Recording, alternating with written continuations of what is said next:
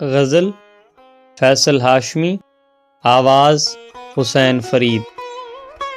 مجھے انتظار تھا شام سے، میں بھرا ہوا تھا کلام سے، میری اپنے آپ سے گفتگو کوئی دیکھتا در و بام سے۔